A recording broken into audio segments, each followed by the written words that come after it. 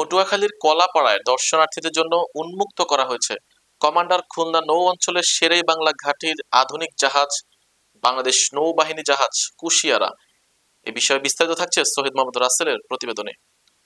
মঙ্গলবার দুপুরে পায়রা বন্দরের প্রশাসনিক ভবনের টার্মিনালে জাহাজটি উন্মুক্ত করে দেওয়া হয়। তাই দুপুর থেকে জাহাজটি দেখতে ভিড় করেন বিভিন্ন বয়সী মানুষ সহ বিভিন্ন স্কুল কলেজের শিক্ষার্থীরা। চলবে বিকেল 4টা পর্যন্ত এই জাহাজটি পরিদর্শনের সময় দর্শনার্থীরা নৌবাহিনীর অস্ত্র ব্যবস্থা, নেভিগেশন সিস্টেম ও দৈনন্দিন কার্যক্রম কাছ থেকে দেখার সুযোগ পান। এই সময় নৌবাহিনীর সদস্যরা দর্শনার্থীদের বিভিন্ন বিষয়ে বিস্তারিত তথ্য উপস্থাপন করেন। সাধারণ মানুষের সঙ্গে বাহিনীর সম্পর্ক আরো সুদৃঢ় করা এবং তরুণ প্রজন্মকে দেশের প্রতি দায়িত্বশীল করে গড়ে তুলতে হবে এই উদ্যোগ নেওয়া হয়েছে বলে জানান নৌবাহিনী।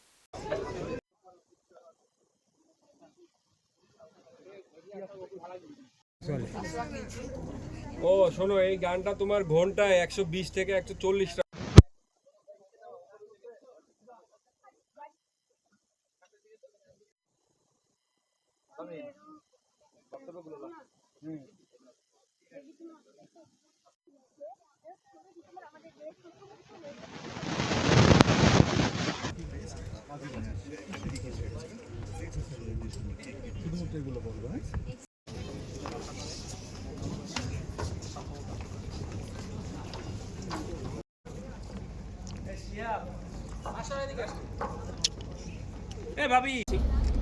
প্রতি বছরের ন্যায় এই বছরও যথাযোগ্য মর্যাদায় বাংলাদেশ নৌবাহিনীর সকল জাহাজ এবং ঘাঁটিতে এই দিবসটি উদযাপন করা হচ্ছে।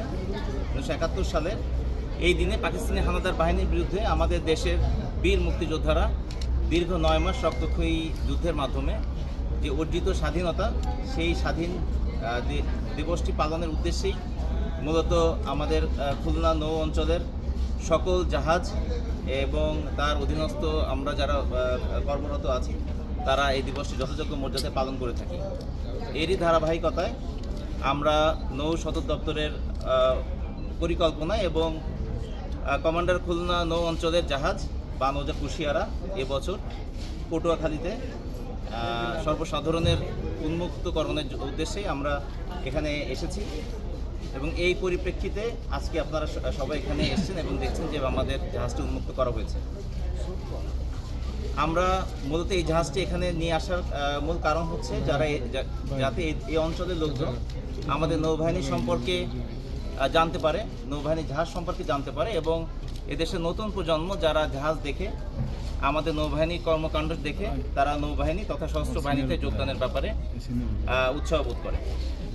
এই জাহাজটি মূলত আমাদের রিভারাইন রুটে বাংলাদেশ সরকার পরিচালিত বিভিন্ন ধরনের কর্মকাণ্ড, যেমন ইনএক্টো সিভিল পাওয়ারের আন্ডারে বিভিন্ন ধরনের কর্মকাণ্ডের আন্ডারে আমরা যে কাজগুলো করে থাকি সেগুলোর মধ্যে উল্লেখযোগ্য হচ্ছে বম্বিং অপারেশন, মা ইলিশ এবং জাটকা প্রতিরোধ এবং নৌবাহিনীর অন্যান্য বিভিন্ন অপারেশনাল কর্মকাণ্ড।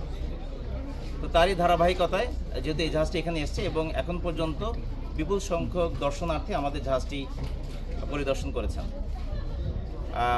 আমরা আশাবাদী যে বাংলাদেশের সর্বসাধারণের সাথে আমাদের যে সৌহার্দ্য সেটা এই পরিদর্শনের মাধ্যমে আরও বেশি জোরদার হবে এবং আমরা জনগণের সাথে কাঁধে কাঁধ মিলিয়ে বাংলাদেশকে সামনের দিকে এগিয়ে নিয়ে যেতে গুরুত্বপূর্ণ ভূমিকা পালন করব।